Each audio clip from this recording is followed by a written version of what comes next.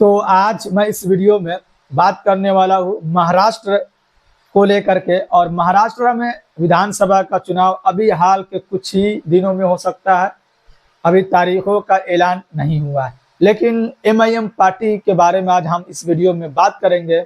जैसे कि अलग अलग पार्टी तैयारी में जुटी हुई है कब चुनावी तारीखों का ऐलान हो जाए और फिर लोग अपने अपने टिकट बंटवारा करना शुरू कर दे।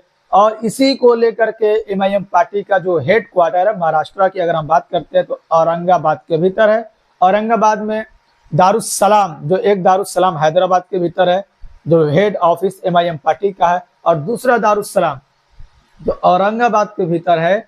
और औरंगाबाद जो कि एक्स एमपी और एमएलए जो इम्तियाज जलील साहब है, और उसी के औरंगाबाद में दारुस्सलाम जो हेड ऑफिस है महाराष्ट्र की हम पूरी बात करते हैं तो वहां पर एक मीटिंग रखी गई थी, जिसमें जितने भी महाराष्ट्र के, सिर्फ औरंगाबाद के नहीं, महाराष्ट्र के जितने भी नेता है, बड़े बड़े नेता है या जिनको एक कोई जिम्मेदारी दी गई है, उन सब को बुला करके चुनावी चर्चा करने का काम किया गया कि कैसे हम चुनाव लड़ेंगे, कितने सीटों पर हम चुनाव लड़ेंगे। जैसे कि एक वीडियो में मैंने बता रखा कि 5 उम्मीदवार का नाम ऐलान हो चुका है। 5 उम्मीदवार मतलब चुनावी के दंगल में कूद चुके हैं। बैरिस्टर असदुद्दीन ओवैसी साहब का जब दौरा हुआ तो उन्होंने 5 उम्मीदवारों का ऐलान कर दिया कि ये उम्मीदवार यहाँ से रहेंगे। उसके बाद से अभी मशवरा ये हो रहा है कि कितनी कुल सीटों पर हम चुनाव लड़े, जिसमें अलग अलग नेता जो महाराष्ट्र के जो बड़े बड़े चेहरा जैसे सैयद मोइन साहब इसमें भी शामिल हुए, जो एमआईएम पार्टी के जनरल सेक्रेटरी है, जो महाराष्ट्र के जनरल सेक्रेटरी है। उसके बाद से जो अन्य सदस्य है वो भी मौजूद रहे। और इन सब को लेकर महाराष्ट्र विधानसभा को लेकर खुद इम्तियाज जलील साहब की मौजूदगी में ये मीटिंग किया गया। और इम्तियाज जलील साहब जो महाराष्ट्र के एमआईएम पार्टी के प्रेसिडेंट है, और जैसे कि मैंने बताया कि एक्स एमपी है, उसके बाद से एमएलए का भी वो चुनाव लड़ चुके हैं और जीत भी चुके हैं और सेवा भी दे चुके हैं 5 साल के लिए। तो ये कुछ आप यहाँ पर तस्वीरें मैं लगा रहा हूँ, आप यहाँ पर देख सकते हैं कि जिस तरीके से पिछली बार एमआईएम पार्टी ने चुनाव लड़ने का काम किया 2014 में, उसके बाद से 2019 का लोकसभा का आया, फिर 24 का लोकसभा का आया, उसके बाद से फिर 24 में विधानसभा का चुनाव जब होगी तो पार्टी पहले से किस तरीके से ज्यादा मजबूत स्थिति में चुनाव लड़े, इनको लेकर तैयारी चल रही है। और कोई मतलब तकरार ना हो, कि गुटबाजी ना हो। सबसे बड़ा सवाल पार्टी में क्या होता है कि गुटबाजी जो होती है वो मतलब पार्टी को कमजोर करने का सबसे बड़ा काम गुटबाजी करते हैं।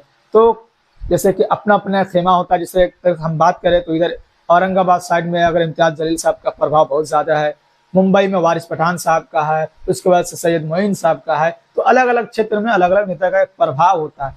तो प्रभाव है, अच्छी बात है, उनके समर्थक है, अच्छी बात है, लेकिन सब मिलजुल कर काम करे, गुटबाजी ना हो।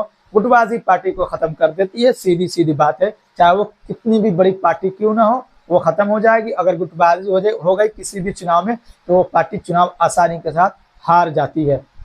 इसी को लेकर के मतलब जितने बड़े बड़े नेता है जिन क्षेत्र के, जैसे सैयद मोइन साहब जो जनरल सेक्रेटरी है, उनको खासतौर से बुलाया गया और इस पे चर्चा की गई कि कैसे कैसे हम अपने कैंडिडेट को उतारे, किन को मतलब चेहरा बनाया जाए, किस तरीके से हम पार्टी मतलब रिप्रेजेंट करें अपने क्षेत्र में, महाराष्ट्र का विधानसभा में किन किन मुद्दा को लेकर, मतलब लोकल मुद्दा को लेकर हम जाए। तो ये मतलब चर्चा चल रही है। कुछ दिन पहले बैरिस्टर असदुद्दीन ओवैसी साहब का दौरा हुआ, उन्होंने भी ऐलान करने का काम किया कि हमारे पार्टी चुनाव लड़ेगी और अच्छे खासे सीटों पर चुनाव लड़ने का काम करेगी। फिलहाल उन्होंने 5 सीटों का ऐलान कर दिए थे। उसके बाद से अभी तैयारी चल रही है।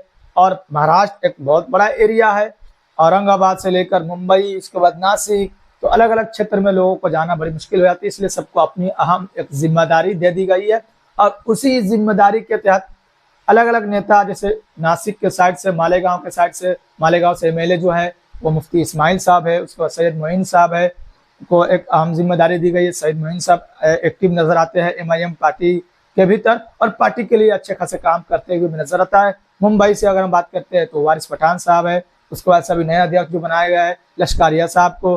तो अलग अलग जो जिम्मेदारी अभी बहुत लोगों को दी गई है, कुछ लोगों से छीनी गई है। और तैयारी जो है वो जोरों शोर से चल रही है। तो ये अपडेट अभी की आज की ये निकल कर आ रही है कि आजकल जो चुनाव जो होने वाले उनको लेकर के पार्टी की तरफ से एक अहम तैयारी चल रही है कि हमसे कोई चूक ना हो जाए, हमसे कोई भूल ना हो जाए, चाहे वो कैंडिडेट देने में हो, हमसे कोई चूक ना हो जाए कि कैंडिडेट हम दे दे और उनके पक्ष में लोग ना हो। तो ये सारी चीज़ों को देखने के बाद मतलब कैंडिडेट दिया जाए ताकि चुनावी जो रिजल्ट है वो हमारे पक्ष में आए, यानी कि एमआईएम पार्टी के पक्ष में आए। और अभी जो 2 विधायक है उनसे बढ़ करके 5 हो, 7 हो, 10 हो, जितने भी हो जाए।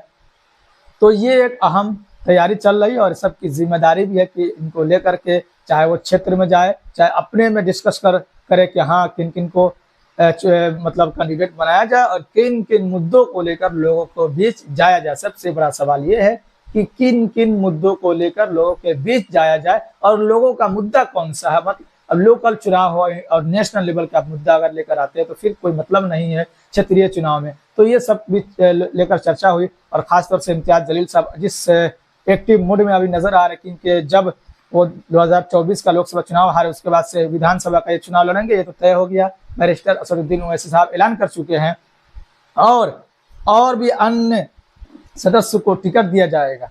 और उसी को लेकर के दारुस्सलाम से भीतर से यह खबर निकल कर आ रही है, तस्वीर निकल कर आ रही है कि सभी जितने भी छोटे बड़े नेता है एमआईएम पार्टी के भीतर वो सभी एक दूसरे के साथ है और सब एक होकर चुनाव लड़ेंगे। एक होकर, जब एक मुश्त होकर आप चुनाव लड़ेंगे तो इंशाअल्लाह आपको कामयाबी एक दिन जरूर मिलेगी। तो इसी को लेकर के मीटिंग रखी गई थी एमआईएम पार्टी महाराष्ट्र को लेकर के, और जो भी होगा अपडेट महाराष्ट्र या किसी अन्य स्टेट से एमआईएम पार्टी को लेकर के आपको मेरे चैनल पर फर्स्ट में देखने को मिलेगा। तो आप मेरे चैनल को भी सब्सक्राइब कर सकते हैं ताकि आपको आसानी के साथ अपडेट आप तक पहुंचता रहे। तो फिर आपसे मिलते हैं किसी और दिन किसी और वीडियो के साथ।